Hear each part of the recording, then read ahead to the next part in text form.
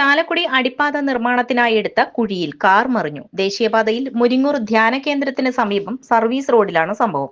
തിരുവനന്തപുരത്തു നിന്നും തൃശൂരിലേക്ക് വരികയായിരുന്ന കാറാണ് അപകടത്തിൽപ്പെട്ടത്. സർവീസ് റോഡിനോട് ചേർന്ന് അടിപ്പാത നിർമ്മാണത്തിനായി വലിയ കുഴിയെടുത്തിരുന്നു. വെള്ളം നിറഞ്ഞ് കിടന്ന ഈ കുഴിയിലേക്കാണ് കാർ മറിഞ്ഞത്. വ്യാഴം പുലർച്ചെ 4:30ഓടെയാണ് സംഭവം.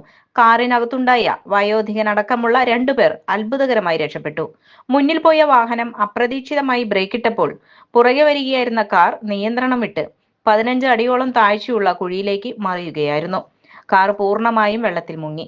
അടിപ്പാത നിർമ്മാണത്തിന്റെ ഭാഗമായി കുഴിയെടുക്കുന്നതടക്കമുള്ള പ്രവൃത്തികൾ നടക്കുന്നയിടത്ത് മതിയായ സുരക്ഷയോ അപകട സൂചിക ബോർഡുകളോ സ്ഥാപിച്ചിട്ടില്ല. പ്രവൃത്തികൾ നടക്കുന്നിടത്ത് സുരക്ഷാ സംവിധാനങ്ങൾ ഒരുക്കണമെന്നാണ് ഉയർന്ന ആവശ്യം.